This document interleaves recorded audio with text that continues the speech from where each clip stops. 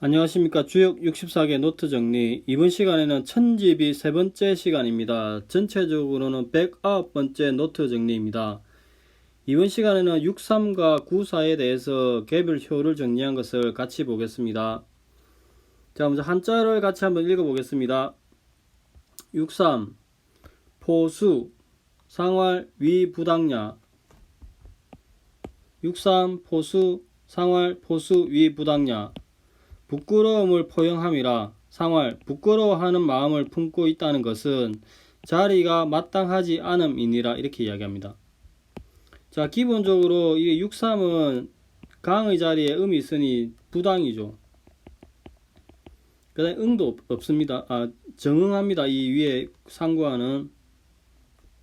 그래서 설명하기를 63은 중을 잃은 부당이다. 상륙과 정응한다. 이렇게 이야기합니다. 그리고 하계의 끝이죠. 그리고 일반적으로 삼효는 교만한 자리를 이야기합니다.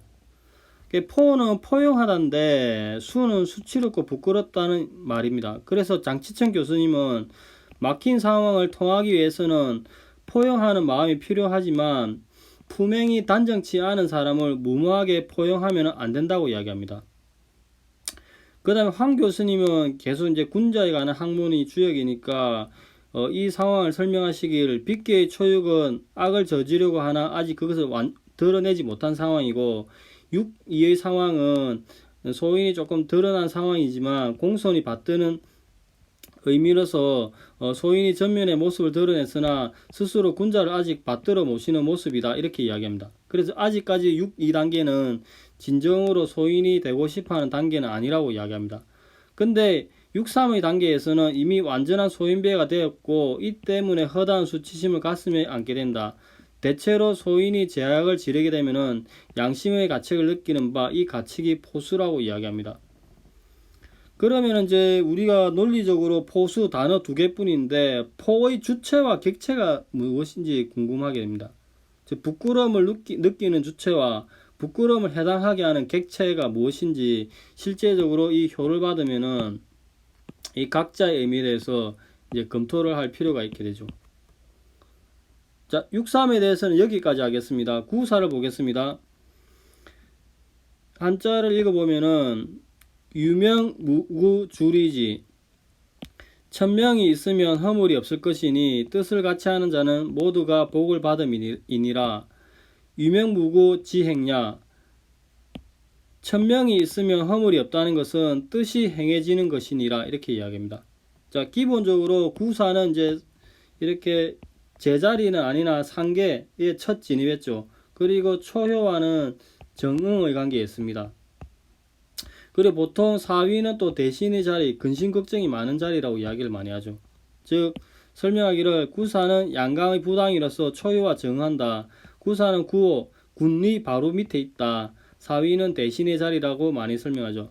그래서 그 일반적으로 설명을 하기를 하늘의 명을 따르거나 임금의 명을 따르면 허물이 없다. 이렇게 이야기합니다. 이제 황태현 교수님은 학계를 벗어난 상계의 첫 진입이다. 막힘의 전환이, 빗계 시절이 점점 이제 전환되는 시점이 왔다. 이렇게 이야기하는 거죠. 즉, 전환이 가까운 가독이다. 양효이므로 비정상적인 명을 취해야 할 일을 할 수 있다. 명을 취해야 일을 할 수 있다. 유명의 명은 비상조치에 취하는 긴급명령이고 군자와 대인이 이제 소인배에게 무언가 대항할 수 있는 상황이고 행운의 기회를 얻으면 상황은 전환될 수 있다. 전환의 논리가 이제 펼쳐지는 거죠. 상계의 첫 진입이니까.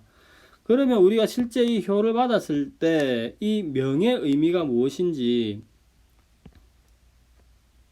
그 다음에 복을 받는다고 하는데 이 두 개의 의미가 무엇인지, 두 개의 상관성, 연관성에 대해서 이제 검토가 필요하죠.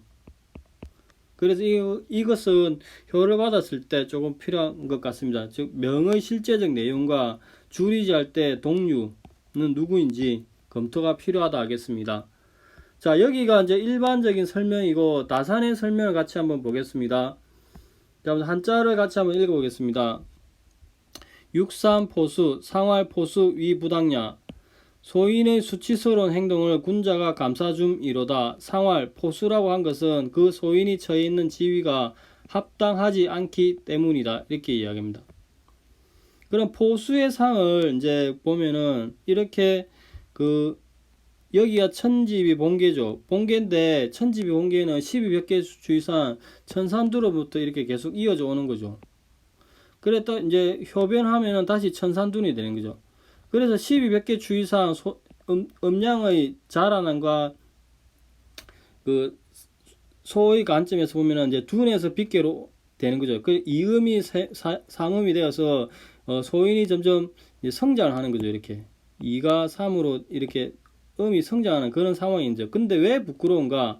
삼양이 격리되고 단절되니까 그 무리가 갈라서기 때문이다. 이렇게 이야기합니다. 같이 있지 않고 이렇게 갈라서기 때문에 이것이 부끄럽다. 이렇게 이야기합니다. 그러면 이제 또 이렇게 부연하에서 설명하시기를 이렇게 둔계 시절에서 1200개 추이산 천산둔에서 천지비가 되죠. 천지비에서 삼효가 효변하면은 다시 천산둔이 되는 거죠. 근데 둔이 되면은 간의 소인이 밖으로 건과 연결되는데 이런 상황을 부끄러움을 가린다고 합니다. 그래서 소인이 이 부끄러움을 가리는 의미가 소인들이 군자들이 아부하는 이면에는 그런 상이 있다고 합니다. 그럼에도 불구하고 건의 군자가 손으로서 이렇게 포용하니까 부끄러움을 포용한다 이런 의미가 있다고 이야기합니다.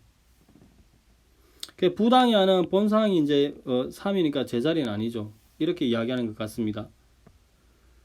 그 다음에 이제 그 구사에 대해서 같이 한번 읽어보겠습니다. 구사 유명무고 주리지 상활 유명무고 지행냐 하늘로부터 받은 명을 온전히 보존하니 허물이 없을 것이다. 시운이 비색하여 쟁기로 터밭이나 읽으면서 사는 게 복을 받을 것이다. 상활 하늘로부터 받은 명을 온전히 보존하니 허물이 없다는 것은 쟁기로 터밭이나 읽으며 살고자 한 그 뜻을 실행하기 때문이다. 이렇게 이야기합니다.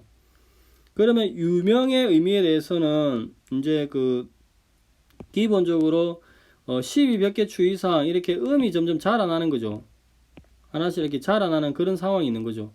그래서 천지비계 이렇게 온 상황에서 구사가 효변하면은 풍지간이 되죠. 이렇게 풍지간. 풍지간은 전체적으로 대간의 이미지죠. 그래서 막힘이 있는 거죠. 그래서 천지빗계 시절에 시운도 이미 막혔는데 또 대간이 되니까 시운도 비색하고 대간이 되니까 시운도 비색하고 막다른 데 이르러서 허물이 있다 이렇게 이야기합니다. 즉 빗계가 천지빗계가 이렇게 천지비 본계가 효변하니까 풍지간이 되는데 빗계가 관으로 변하는데 관의 이렇게 대간의 사니까 막힘이 있는 거죠. 비색한데 그럼에도 왜 이제 허물이 없다고 이야기하냐면은 꾸준하게 그럼에도 불구하고 1200개 추이상 결국에는 손의 명령을 이렇게 계속 유지하고 있다 보는 거죠. 이렇게 계속 유지하고 있으니 그럼에도 불구하고 허물이 없다. 즉 손의 명령을 이전과 계속 같이 유지하여 명을 상실하지 않으니 허물이 없다. 이렇게 이야기합니다. 주리지는 밭을 일구는 상이라고 이야기했는데 다산께서도 이게 명확하지 않다고 이야기하면서 설명하시기를 천지비 본계가 효변을 하게 되면은 이렇게 풍지간이 된 거죠. 즉 구사가 이렇게 효변하면은 상계가 하계같이 풍지간이 있는데 학계는 밭이고 상계는 손의 쟁기의 상이 나온다고 이야기합니다. 즉 지게가는 곤의 밭에서 손의 나무 쟁기가 있어 쟁기로 밭아가 논농사를 짓는 그런 상이 나온다고 합니다. 그러면은 이렇게 결국 시운이 비색함을 당한 시절에 손으로서 은퇴를 하니까 은퇴라서 밭으로 쟁기를 가니까 오로지 밭농사를 일고 농사 짓는 것이 주리지 복을 받는 일이다 이렇게 이야기죠. 우리가 제일 첫 시간에 대상전에 불과 이영녹 녹을 먹지 말고 출사하지 마라 그런 의미와 일맥상통한다고 볼 수가 있습니다. 그러면 뜻이 행해진다. 논을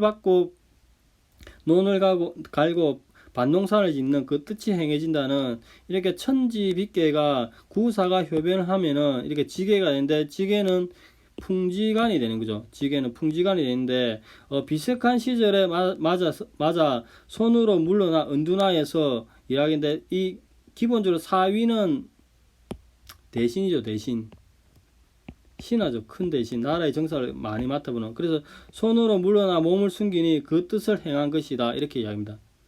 그럼 기본적으로 이제 글을 다시 한번 읽어보면은 하늘로부터 받은 명을 온전히 보존하니 유명, 허물이 없을 것이다. 무구, 시운이 비색한 시절에 쟁기로 학계는 곤이고 상계는 손이니까 손의 쟁기로서 곤의 농사를 짓다. 밭을 익으면서 사는 게 복을 받을 것이다. 줄이지. 상활, 하늘로부터 받은 명을 온전히 보존하니 허물이 없다는 것은 쟁기로 터밭이나 일구면서 살고자 한 그 뜻을 실행하기 때문이다. 이렇게 하는 거죠. 비색한 시절을 맞아서 겸덕 피난 불가 이 영록의 그 대상전의 그 의미를 여기서도 도출해낼 수 있는 것입니다. 자, 여기까지가 이제 일반적인 설명이고, 오늘은 그 천지비계 시절에 6.3과 9.4에 대해서 알아봤는데, 6.3에서는 포와 수의 의미를 살피고, 이 포와 수의 객체와 주체가 누구인지 검토가 추가적으로 필요한 부분입니다. 9.4에서는 명을 내리고 줄이지 복을 받게 되는데, 이 명의 내용이 구체적으로 어떤 의미인지는 추가적으로 구체적 상황에서 검토가 필요한 부분이라 하겠습니다. 자, 오늘은 여기까지 하겠습니다. 감사합니다. 좋은 하루 되십시오.